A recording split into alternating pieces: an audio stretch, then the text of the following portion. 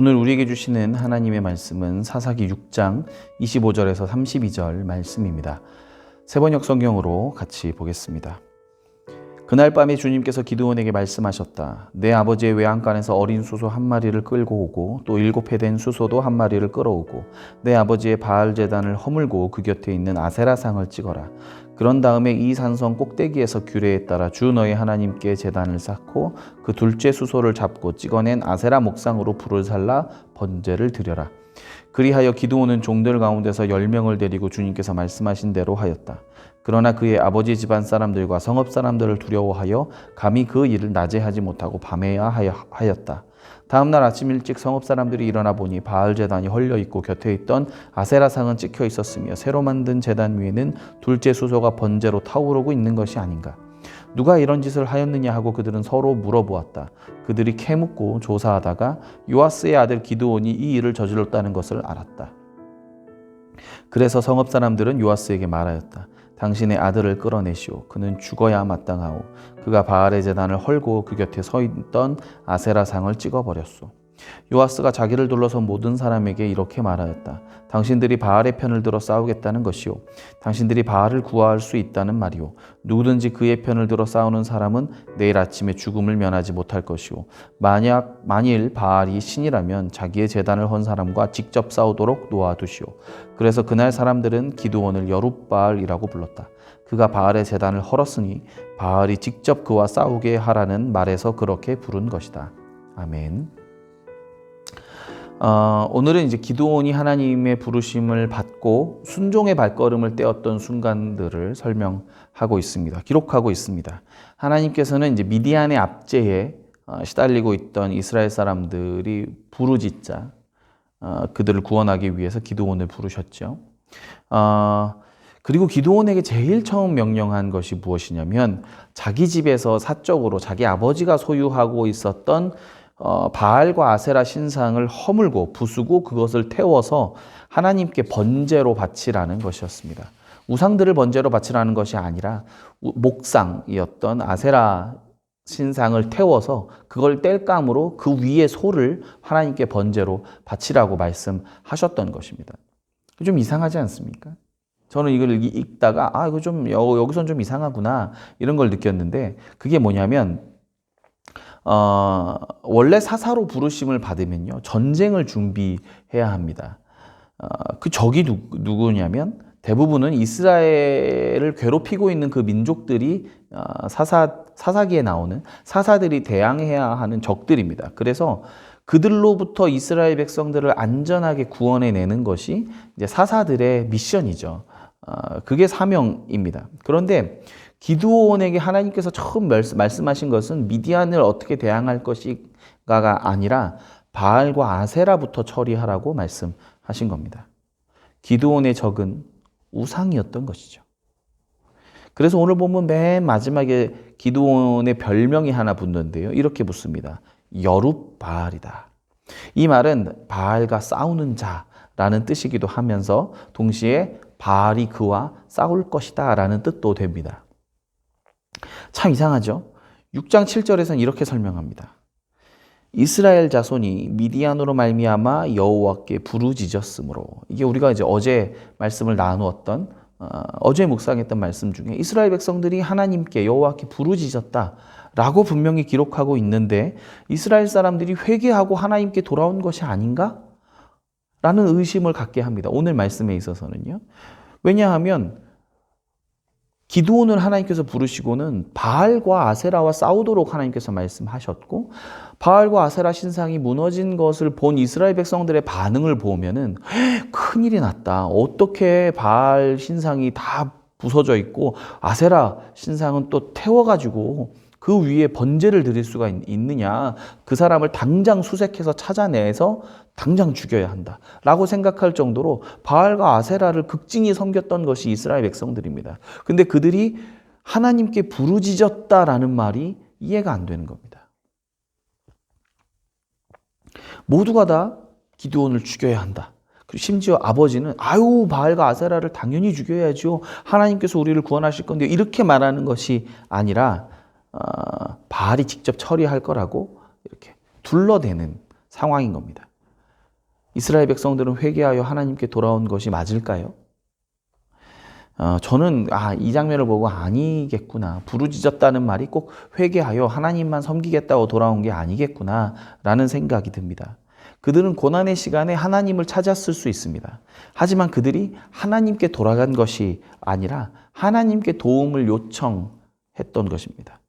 무슨 차이가 있느냐면 우상과 자신들의 생활 방식은 하나도 바꾸지 않고 그들이 바알과 아세라 그리고 여호와 하나님을 함께 섬겼던 겁니다. 고난 가운데 바알과 아세라는 그냥 그대로 두고 거기에 플러스 하나님께서 우리를 도와주시기를 간구했다는 겁니다. 그러니 제일 먼저 이스라엘 백성들이 싸워야 하는 대상은 미디안 사람들이 아니라 자신들 안에 있던 우상을 섬기는 마음과 제일 먼저 싸웠어야 했던 것입니다. 미디안의 지배를 받는 것은 현상입니다. 겉으로 드러난 현상이고 결과적으로 그렇게 된 것입니다. 진짜 이스라엘의 문제는 하나님을 떠난 것입니다.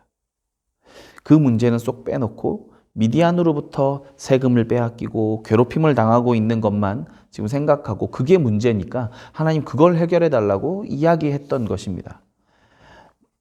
지금 오늘 본문에서는 이스라엘 백성들의 진짜 문제를 하나님께서 드러내셨습니다. 그렇게 돌아보니까 언제든지 우리 삶의 진짜 문제는 항상 하나님과의 관계입니다.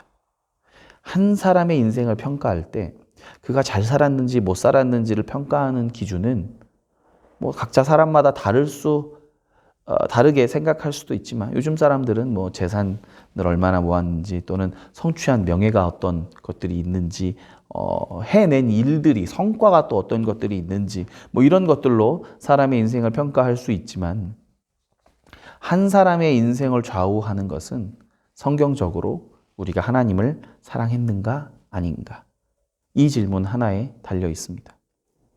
마태복음 22장 37절 38절에 예수님께서는 이렇게 말씀하십니다.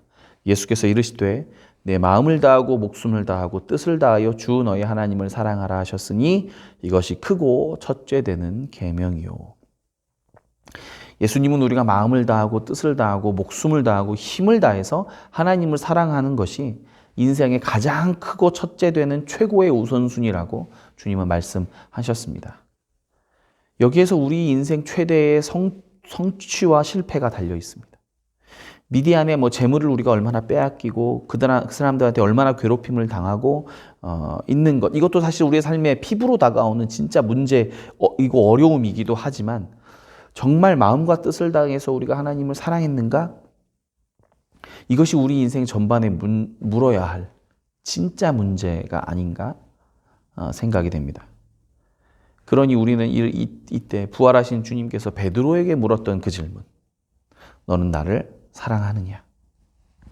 네가 나를 사랑하느냐? 이 질문은 우리 인생이 제대로 가고 있는지를 알려주는, 점검하게 하는 바로미터와 같은 질문입니다.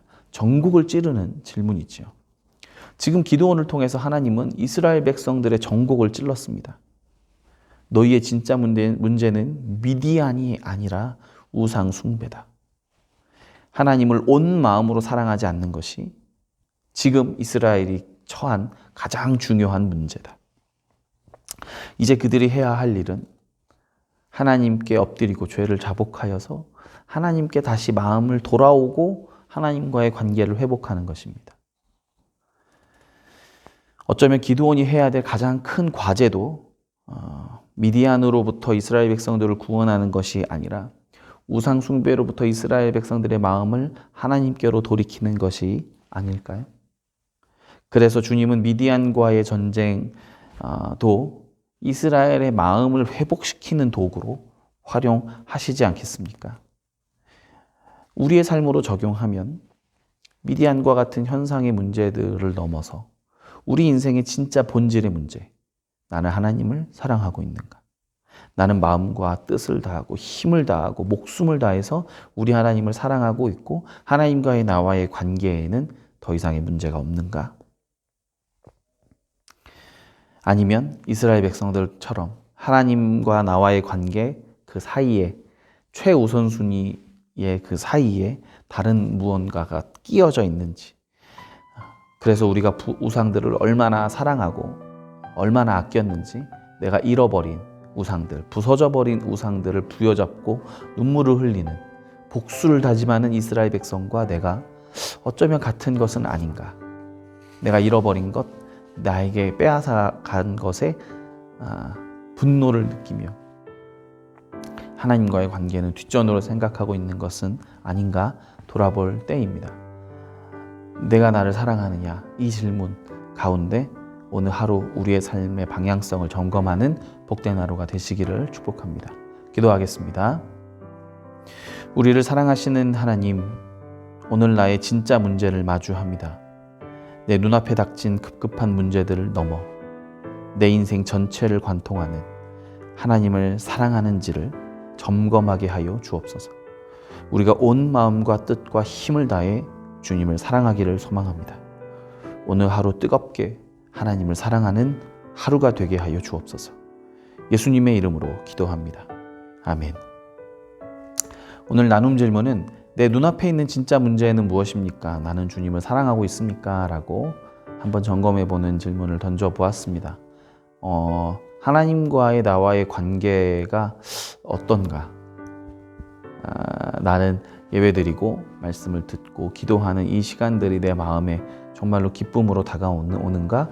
아니면 세상 사람들이 너무너무 부럽고 돈을 잘 벌고 인기가 있고 명예가 있고 행복하게 사는 것 같아 보이는 세상 사람들을 부러워하고 있는 것은 아닌가? 돌아볼 필요가 있을 것 같습니다. 내가 하나님을 사랑하고 있는가? 나는 거기서부터 에너지를 얻고 있는가?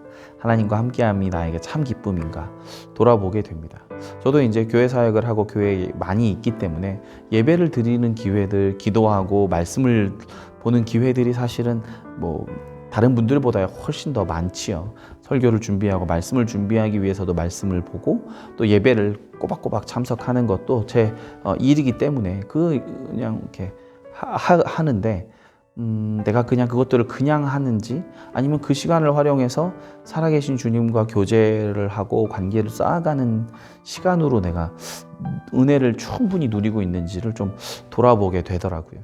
예배는 많이 드리고 말씀은 많이 보지만 기도의 시간들은 많이 갖고 있지만 실제로 살아계신 하나님을 내가 앞에 두고 있고 함께 교제의 시간으로 이 시간을 활용하고 있는지는 저도 점검해보고 돌아봐야 될 일이라고 생각이 됩니다. 그냥 매너리즘에 빠져서 그냥 참석하는 거 참석하고 이렇게 하고 있는지는 아닌가 돌아보게 되고, 삶 속에서 내가 하나님을 사랑한다면 나에게 맡겨주신 사람들 내가 더 사랑하고 섬길 수 있을 텐데 그러지 못하는 것 같아서 또 회개에 대한 생각도 들게 됩니다. 어느 하루 내가 정말 주님을 사랑하고 있는지, 나의 관심과 집중이 어디를 향해 있는지를 한번 점검해 보시는 복된 하루 되시기를 축복합니다. 감사합니다.